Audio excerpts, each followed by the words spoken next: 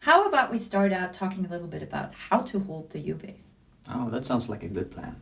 It's a good start. Yeah. So when you play an instrument, it's always good to think about technique.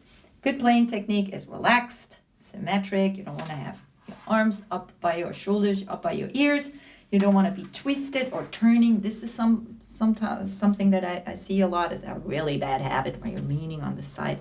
Really bad for your back. And it's really not a good place to have the music flow through you, because the importance of good technique is so that you're not working against yourself, that you are really allowing the music to flow through. And when you are relaxed, that can really happen. I recommend you take your right arm and you place it right there on the bass body, and then you lightly bend your wrist. Bending your wrist is entirely okay as long as you are relaxed. So if you're not working against yourself, just feel free to bend your wrist slightly, and then you can easily reach all the strings. What do I do with my thumb? That might be a question that comes up. On the UBass, you don't have to worry too much about ringing strings. So you can just let your thumb float, or, put it lightly on the E string, maybe in between E and A, if you really want to get that muting action going. As for the left hand, I like to play one finger per fret. That's a finger, that's a fret.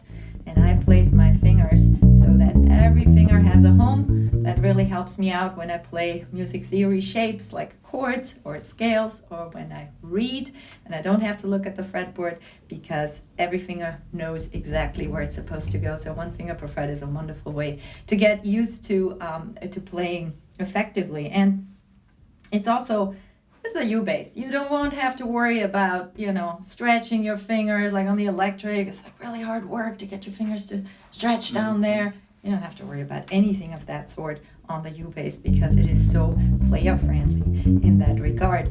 And you also want to make sure that your left shoulder stays relaxed, and between your right arm resting here, the fingers lightly pressing down the strings, and the strap, in my case, being right here. You have nice control of the instrument, and you don't need to make your thumb of your left hand work very hard. So you can just be there for guidance, and I am really relaxed, and that is a very good starting point. Now I'm sitting here with the strap. Magnus over there is not using a strap. How are you pulling that off, Magnus? Usually when I play the acoustic electric UBass, I want to sit down. I think it's comfortable to sit down with these instruments. And then of course I don't need a strap, but and it also makes it possible to change it up a bit. Sometimes I wanna keep my UBass like this,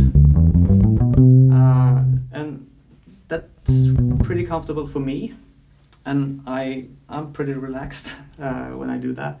So that's how I usually do it. But if I have to stand up, then I can maybe have it like this and play with my thumb. Maybe not ideal, but it can work. And otherwise, of course, the strap is a good thing.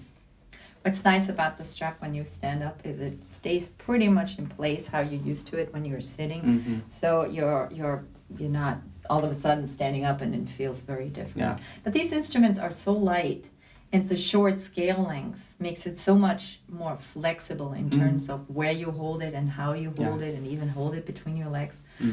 So that's they're light and easy to manage. Yeah, sure is.